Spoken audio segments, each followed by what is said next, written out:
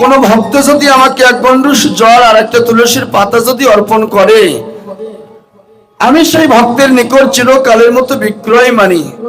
ভগবান বললেন আমি তার কাছে বিক্রি হয়ে যাই, আমি আর আমার থাকি না। শুধু একটা তুলসীর পাতা আর এক গণ্ডূষ জল, আর কিচ্ছু না। বিনিময়ে আমি তার কাছে বিক্রি হয়ে যাই।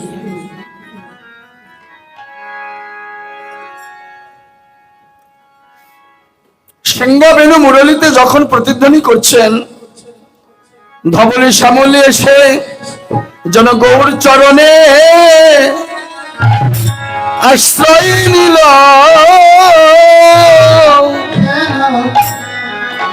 গৌর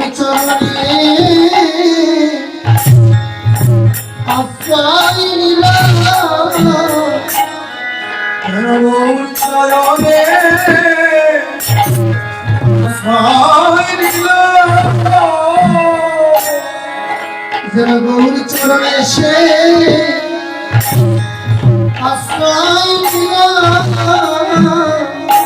বলি গৌর তোমার হলাম বলে যেন গৌর চরণে এসে আশ্রয় নিল।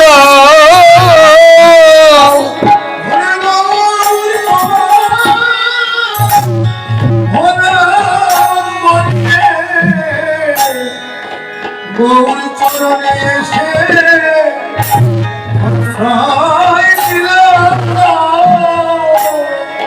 বলে তুমি আমার হও না হও, তবে আমি তোমার হয়ে গেলাম।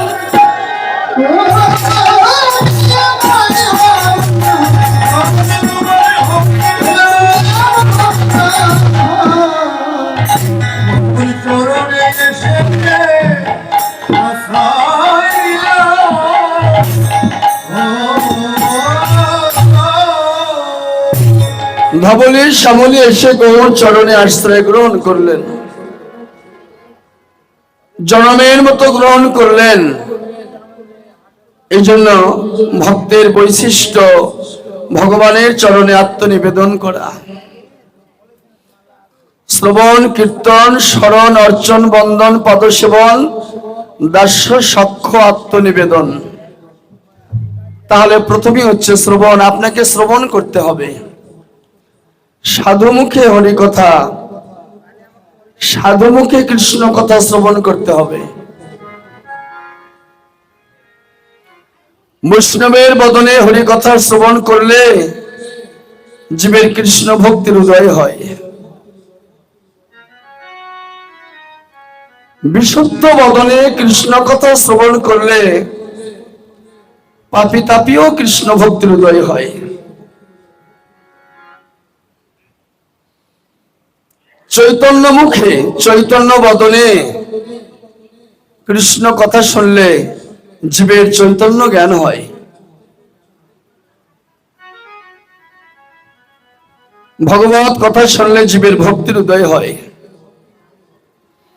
তাই ধবলি আর শাওলি একটি জীবাত্মার একটি পরমাত্মা, গৌরের সিফাত পদ্মে আশ্রয় গ্রহণ করলেন। তাই এই পাড়ার নাম হচ্ছে গোষ্ঠ, গমন গোষ্ঠ। গমন গোষ্ঠ বৃন্দাবনে যমুনায় ভগবানের নবলক্ষ ধেনু যমুনার তীরে এসে জলপান করেছে। তারা যে নেমেছে, নামার পদচিহ্ন আছে কিন্তু ওঠার পদচিহ্ন নাই।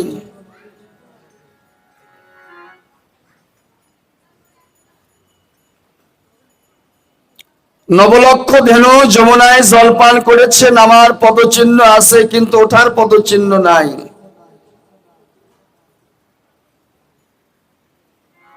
দাদা, যারা নামছে জলে তাদেরই তো চিহ্ন আছে।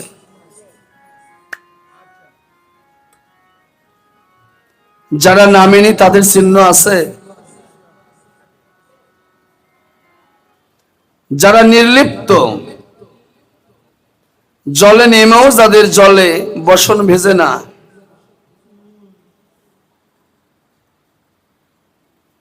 পদ্মপত্রে জল দেখা যায় কিন্তু স্পর্শ হয় না।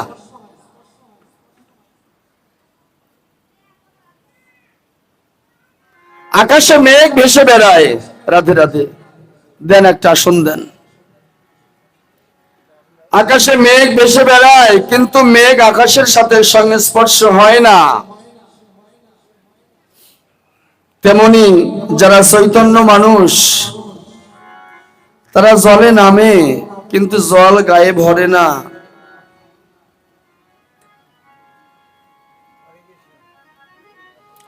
তাই গীতায় বললেন, হে অর্জুন, গীতা পাঠী যদি পৃথিবী হরণ করিয়া লয় তবু তাকে পাপ স্পর্শ করে না। এটা গীতার কথা, গীতার মাহাত্ম্যে লেখছে এই কথাটা। গীতা পাঠে যদি পৃথিবী হরণ করে তবু তাকে পাপ স্পর্শ করে না। গীতা পাঠে যদি অনাচার অভক্ষ ভোজনও করে তাহলে অনাচার অভক্ষটা কি? মাছ মাংস পেঁয়াজ রসুন না, এটা অন্য জিনিস। অনাচার অভক্ষ ভোজন করিলেও তাকে পাপ স্পর্শ করে না।